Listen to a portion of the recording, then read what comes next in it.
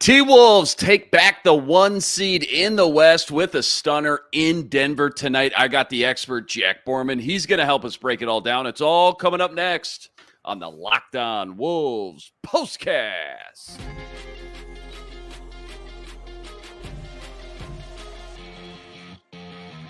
You are Locked On Wolves POSTCAST, part of Locked On Minnesota on the Locked On Podcast Network. Your team every day.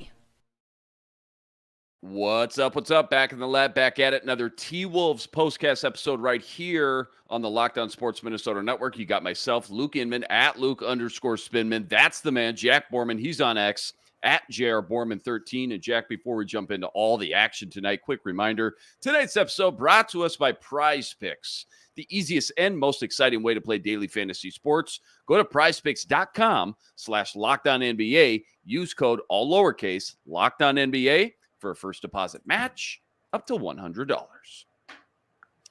All right, man, where do you even start? Okay, Wolves coming into this one, 3-game win streak, really starting to figure it all out, what it's going to look like without Karl Anthony Towns for another couple weeks. But tonight was one I feel like we've all had circled on the schedule since the All-Star break. Coming out of that All-Star break, you knew this was going to be a big one on the road in Denver against arguably the hottest team in the NBA. And you knew even with 9 games left here after this one, this was probably your best shot at the number 1 seed. It was probably going to come down to tonight. Tonight was going to be a big make it or break it factor for sure. You couldn't script, though, a better first half start for them tonight. 19-0.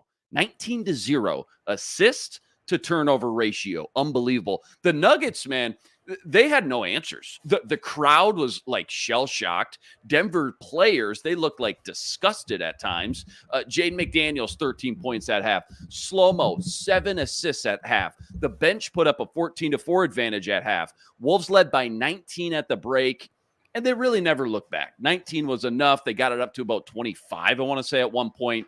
111-98. That's your final. Another defensive outing where the Wolves held their opponent under 100 points. They go into Denver and make a serious statement win. And really what felt like, okay, maybe not on paper, but it felt like a must-win game tonight, Jack. So kick us off.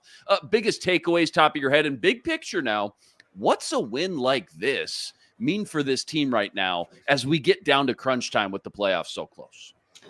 Yeah, I mean, this was a massive win for the Timberwolves for a myriad of reasons. I mean, first of all, they had every reason to cave in to all the noise surrounding them with all the ownership drama that's going on right now, with all this dirty laundry that's being aired publicly between Glenn Taylor and Mark Lurie and Alex Rodriguez.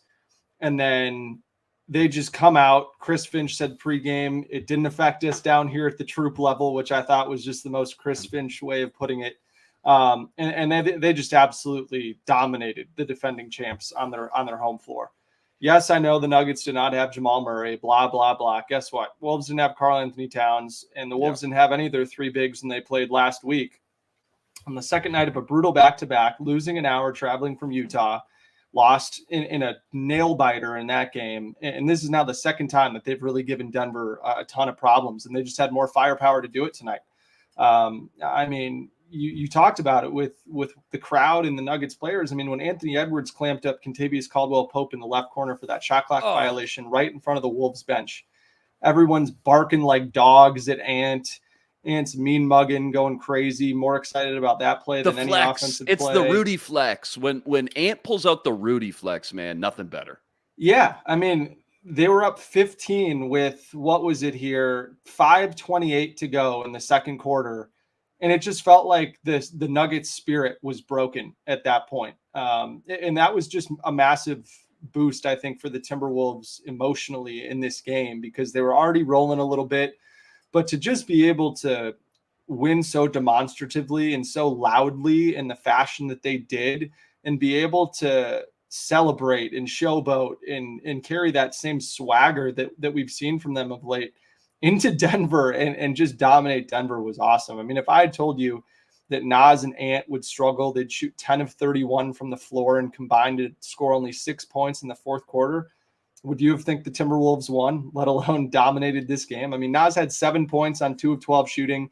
Ant had 25 points on 8 of 19 shooting. I mean, first of all, we hope Naz Reid's wrist is okay. That was really the potentially one huge negative in this game. He fell on that left wrist, same wrist he broke around this time last year. But I mean, the reason they won this game, like you said, the assist turnover ratio, 19-0 in the first half. It was only 9-8 in the second half because they kind of messed around in the fourth quarter. But that really enabled guys like Mike Conley to be aggressive and really be impactful.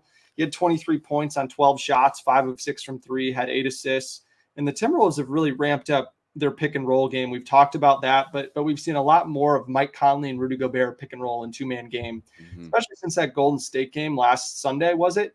And they went to it a lot in the fourth quarter of that game and helped them close that game out in a big way. And then they've just carried it through the rest of this week playing that same way. And it's been huge. And especially when Mike Conley's rolling and as aggressive as he is, first you got to worry about Ant, then you got to worry about Naz, then Jaden, then Rudy on the roll. And then Mike Conley all of a sudden is a super efficient scorer when he chooses to score. And he just kind of grabbed hold of this thing in the perfect spots. And it was fun to watch. And then again, Jaden McDaniels, right? Again, awesome game from him tonight. It's his fourth time in his last 5 scoring at least 15 points. He had 17 points on 7 of 10 shooting, had 3 rebounds, 3 assists, and really made life difficult for everyone that he guarded. He switched a ton on the perimeter and was a huge reason why the Nuggets were just really uncomfortable and why the Timberwolves were able to throw so many different looks at Jokic. He was able to get aggressive and get into passing lanes, tip balls, which was a ton of fun to see. And most importantly, I just think his confidence is all the way back on the offensive end. And you saw it with the difficulty of some of his scores off the dribble in that mid-range and his just willingness to let the ball fly from deep the second he catches it. He's not even thinking about it. You know, we've talked about it on this show plenty of times this season where you can tell he's really thinking about, should I shoot it? Should I not shoot it from 3? And he just let it go tonight. And again, we saw really positive results from him. And when you get a combined, 21, 44, 61 points from Jaden McDaniels, Rudy Gobert, and Mike Conley, man, you're going to take that every single day of the week. And we can get into some defensive things next here, but I just think those were the big things. It was really an offensive-driven game, which is crazy to say when the Timberwolves held Denver. Really felt more like 85 points because of how long that free throw game was at the end of the game. But man, just what a performance! And it couldn't have come at a better time with all the external noise and drama and everything surrounding this team right now. Well, let me ask you the same question you just brought up a minute ago. If I were to pull out the schedule a month ago and say, listen, you see this game right here, March 29th on the road in Denver, going to be the hottest team in the NBA. I tell you that they play without Cat and Naz Reid was going to go 2 of 12, like you mentioned, and they would not just win, but they'd win by double digits. They actually would manhandle them for 3.5 quarters. What's your first thoughts? Like, who is this team? Not my Wolves. My Wolves? Who is out for Denver would probably be my first question. Right. Yes. Unfortunately. But yeah, I mean, it just goes to show the depth this team has, right? And for them to be able to flex the way that they did. And just in the second quarter when they were rolling, everybody that played in that second quarter scored. And like Richard just said, the first half was so satisfying because everybody played well. It wasn't a situation where it was 2 or 3 guys carrying the load. It was every single guy was buying into the way that they were playing. Where you get off the ball early, you get the ball moving, you move without the basketball, you play off the catch well, you make quick decisions, and you get everybody a touch. And the Wolves have been playing that way. Really, they kind of found their stride in that Clippers game. So what was it, the 4th game without Karl Anthony Towns? Yeah. So it took them a little bit to kind of get their bearings a little bit and figure out exactly how they were going to play. But they haven't looked back since that point, and they've been tremendous offensively. What if they only lost 1 game since that point? I don't have the schedule in front of me, and it was that Denver game, and they very easily could have won that game had the ball bounced their way in the fourth quarter. So just the way that this team continues to fight, and it's different guys who step up. It's kind of like a reverse whack-a-mole, where just another guy pops up, and that's a good thing for you, for Timberwolves role players. And for the Wolves to also do this with only scoring 18 bench points, I think was huge too.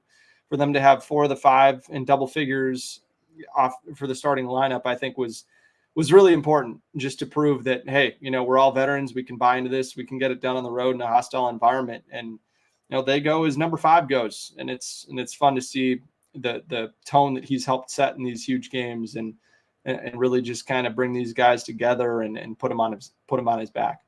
Was that the best first half this team has played all year? Like not trying to be a prisoner of the moment. I know it's just all, it's so fresh right now and raw, but I really don't feel like that's that much of an overreaction, right? Like considering everything that was at stake that we already went over on the road, no cat, you're playing the hottest team in the NBA, arguably, right? And you come out and play the cleanest, crispiest first half I personally think I've seen all year. 19 assists, 0 turnovers.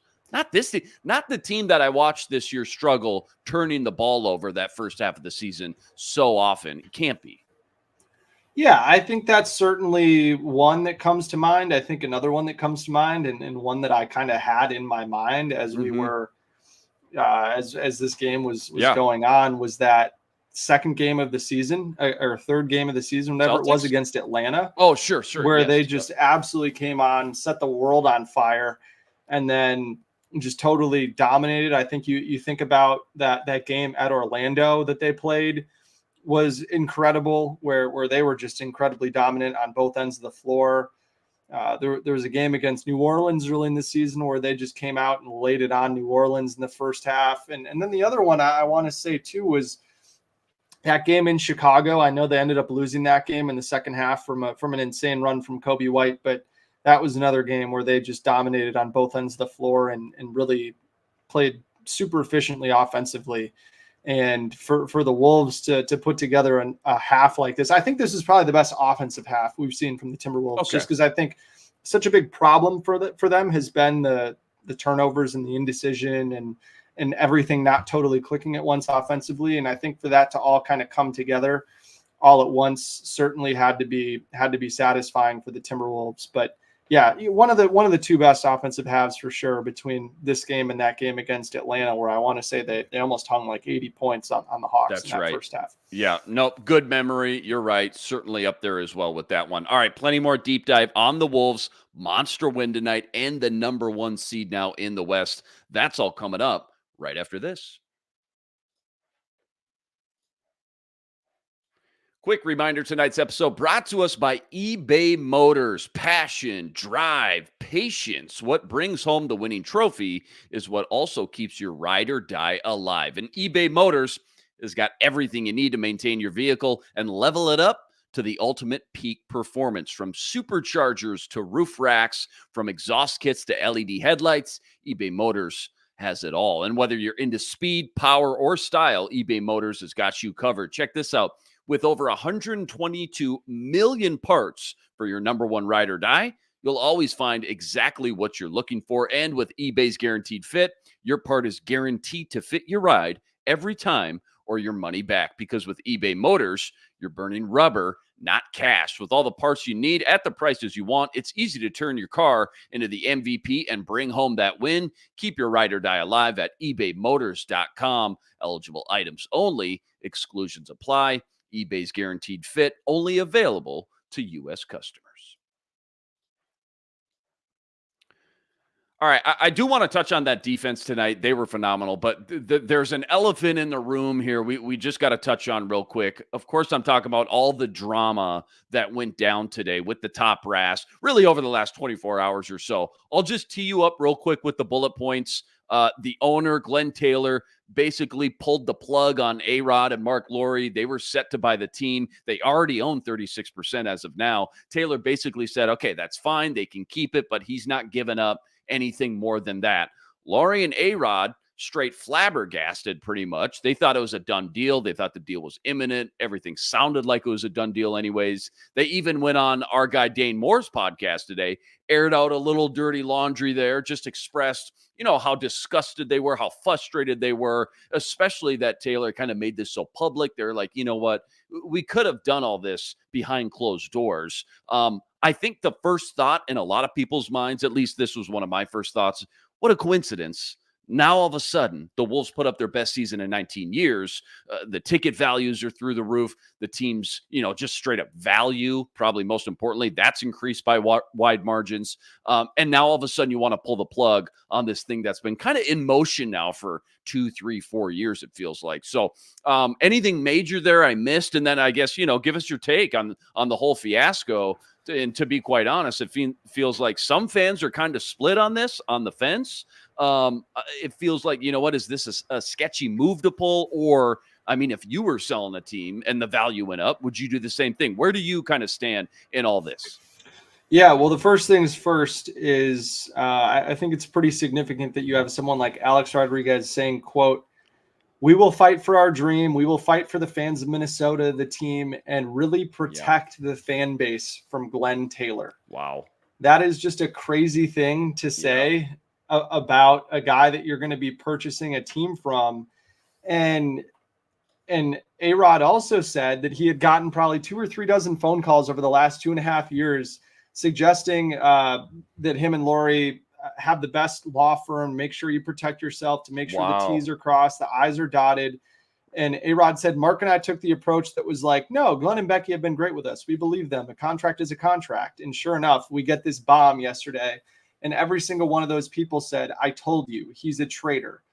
And A-Rod said, and unfortunately, he lives up to the Glenn Taylor reputation. So it's all just pretty scathing stuff. And I got to say, I understand the frustration from Alex Rodriguez and Mark Lowry in that, if they truly believe that they held up their end of the bargain on this contract, which based on what I've seen on the contract that has been floated on social media, it seems like they are following the contract. Mm-hmm. And if Glenn Taylor is in effect breaking this contract because he has seller's remorse, is just crazy. And for Glenn to do this, he sent this out through the team PR.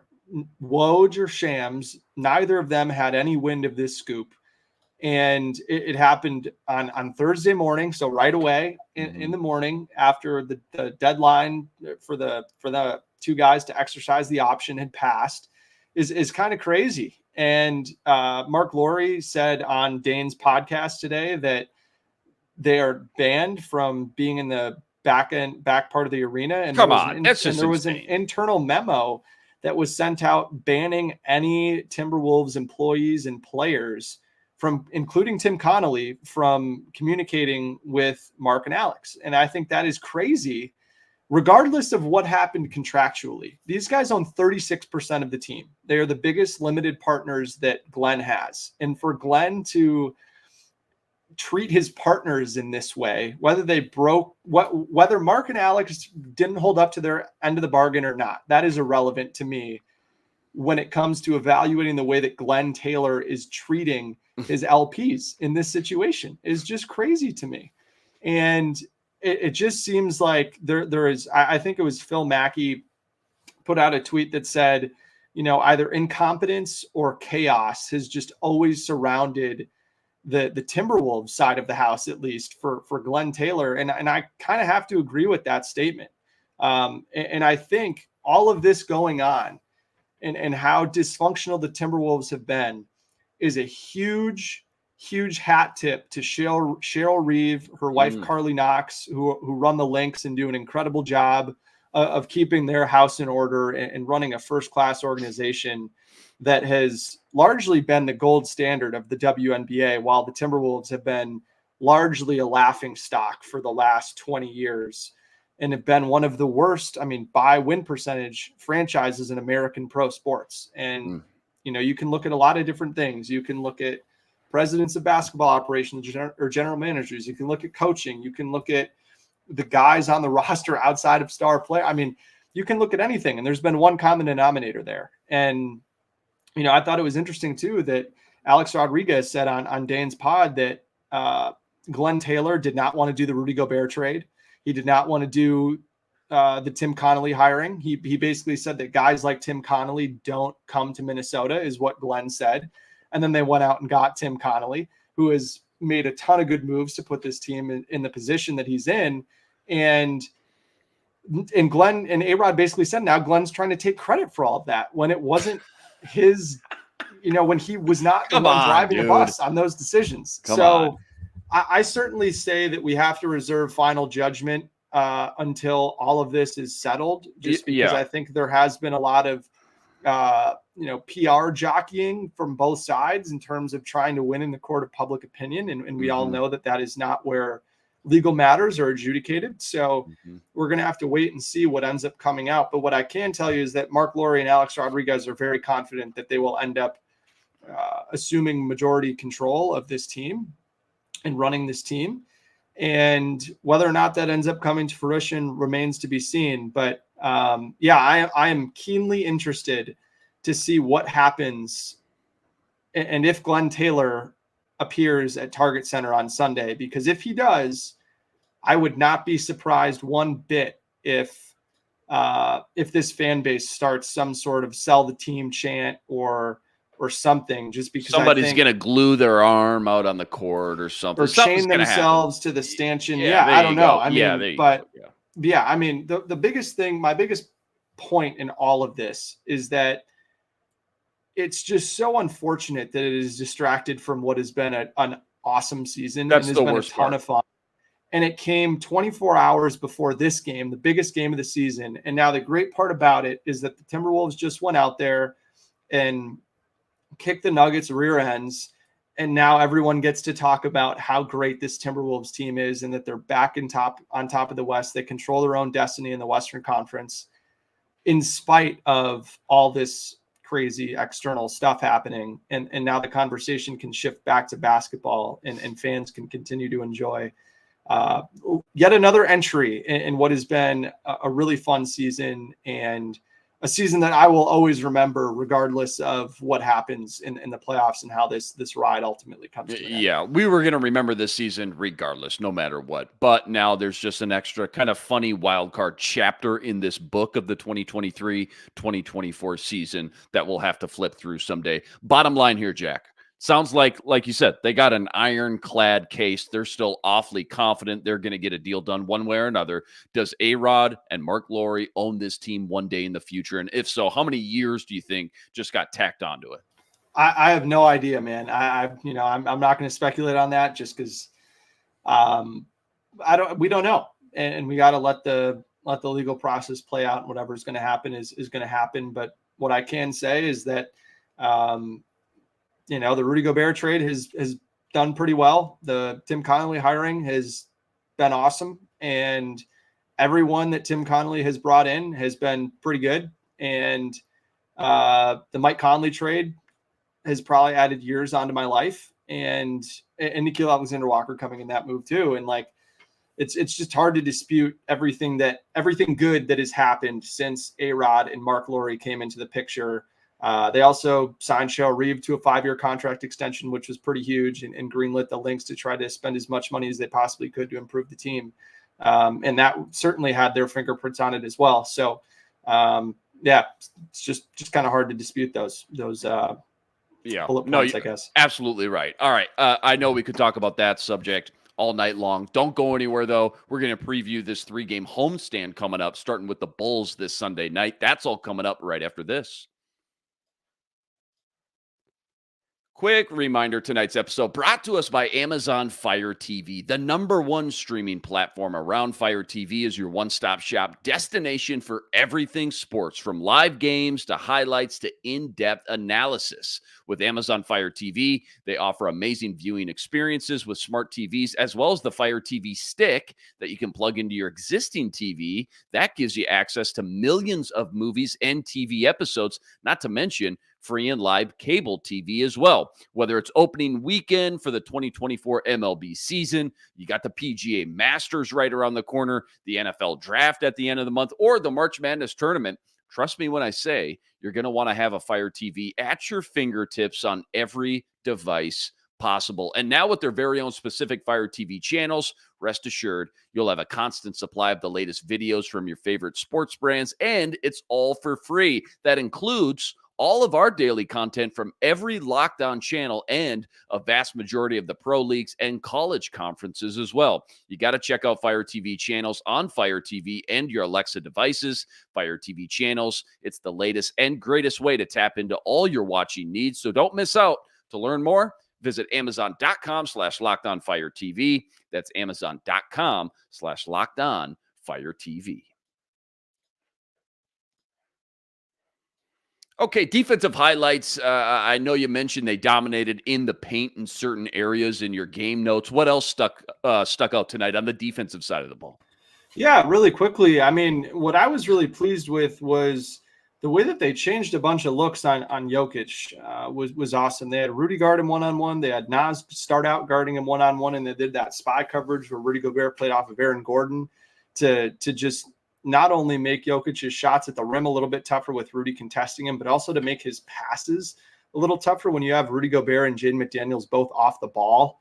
It's really tough to find open passes. This was the third time in the last 4 games that the Timberwolves have held Jokic under 50% shooting, and it's the third straight game that they've held Jokic. This is including the playoffs. Third straight game of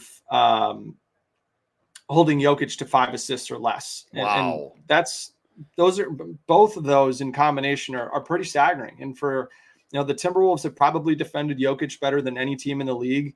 Maybe the Knicks have done almost as good of a job the last couple of seasons here, but the Timberwolves just forced other guys to beat them. They played percentages really, really well. They were comfortable with guys like Aaron Gordon or Reggie Jackson just hucking up shots. And I thought that the way that they clamped down on Michael Porter Jr. and Aaron Gordon was phenomenal. Those two guys had 17 points between them in the first quarter, while Jokic was kind of struggling, getting off to a slow start. But they just had 11 points in the rest of the game, which was incredible. Reggie Jackson scored 12 points on 15 shots. He did have 10 assists, but a lot of those came late in the game when in my view, the result was pretty much already in hand.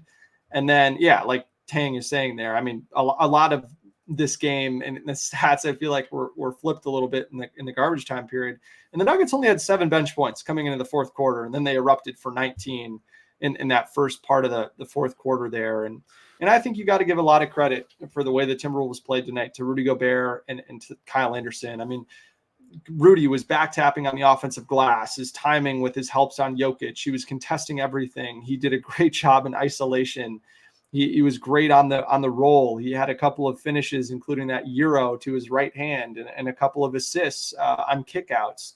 And then Kyle Anderson, his timing on steals down low and just poking and needling and walling up Jokic in the post made him really uncomfortable and kind of made Jokic force up some awkward shots that were really contested and out of rhythm and just pretty unorthodox. And I think that that's always a great recipe for trying to make Jokic uncomfortable. And then on the other end of the floor, had 7 assists and 1 turnover. He had 6 assists in his first 6 minutes of play tonight. And then of course had his 2 blocks as well, which was great. And then, like you said, the Timberwolves also inside in the paint did a great job finishing. They were 73% at the rim, 50% on floaters. Anything above like 43% on floaters is a great number. And anything above 60 or 65% at the rim is a great number. So really efficient night from the Timberwolves offensively, and then had all their best defenders really step up defensively. And also, too, I do think you got to give a lot of credit to Naz Reid for the way that he was able to kind of force Jokic into some help and not just get killed in one-on-one, which Jokic just kills everyone seemingly in one-on-one. So a big job well done to number 11. Yeah, total package tonight, top to bottom, the bench, the starters, the offense, the defense, you name it. T-Wolves saved their best for last for sure, as far as just bringing their A game in such a do or die. It just kind of felt like a do or die kind of game if you wanted that 1 seed anyways. All right, let's close out. We got 2.5 minutes here. Let's close out. A little preview for Sunday's matchup now versus the Bulls. Actually, talk to me about all 3 of these home games coming up now. You got the Bulls, Rockets, Raptors, 3 absolutely winnable games you should be winning anyways. What's your assessment or forecast, I guess, now coming up? Should win and almost have to win all 3 of these just to keep atop the standings now, atop the West? Yep, no question. Got to win all three of them. I mean, I starting with the Bulls. I mean, DeMar DeRozan's been incredible. He's 25 points per game over his last 10. Really, he's like 26, 27 a game since the first of the year. He's been incredible. Ayo Dosunmu has been really good since Zach LaVine went down. Has been playing really well since the All-Star break for them as well, with Kobe White not playing quite as well coming off of that injury. So that's a very winnable game. Even with those guys playing well, they've still been pretty terrible of late. The Raptors, that's the big one. They've won 10 games in a row, and they're now just a game and a half back of Golden State for the 10 seed. Yeah. Jalen Green and Amen Thompson have both been phenomenal in Alperen Şengün's absence. So the Timberwolves are going to have to really give their full attention to that game and really dominate in the paint, with Jabari Smith Jr. really being the only guy for them inside. And then the Raptors game, the Raptors have been the worst offense in the league for a while now, but they do a great job of forcing turnovers and getting out and running in transition. So, really have to pay attention to that and make sure that they're playing like they did tonight, making quick decisions, getting off the ball, not driving into crowds, not playing into gaps, things like that. So, if they can take care of the ball, they should beat the Nuggets, or they should beat the Raptors, because the Raptors have had some pretty bad spacing problems, but the Raptors will get back RJ Barrett, who unfortunately has been out for the last couple of weeks dealing with the death of his younger brother, which was a really terrible, sad story. But good to see him back and hopefully playing well. So should be a nice homestand, nice 3-0 homestand for the Timberwolves if they continue to play the way that they've been playing over the last 2 weeks or so. Yeah, and Houston beat the Jazz by 1 tonight, so they have won 11 games in a row now. Absolutely unbelievable. Well done tonight, my man. As always, that was a lot of fun. Huge night tonight. Wolves thumped the Nuggets on the road. They jump back into first place in the Western Conference. Back at home now for 3 straight, starting Sunday versus the Bulls. Tip-off for that one, 6 p.m. Central Standard Time. As always, huge shout out to everyone that joined us on the stream. You guys are the absolute best. You are on fire tonight. Rest assured, we'll be back each and every game, same time, same place, right here to break it all down. Quick reminder as well, go check out all of Jack's work on Twitter at JRBorman13. Make sure you check out him and the entire crew on the Minnesota basketball party. That's each and every Wednesday. Sam Ekstrom hosting, Gophers legend Ron Johnson, Carol Evans, Reggie Wilson, and don't forget Ben Beacon, always ripping it up over on the Locked On Wolves podcast each and every day as well. That'll do it for us tonight. He's Jack Borman. I'm Luke Inman on Twitter at Luke_Spinman. Until next time, signing out.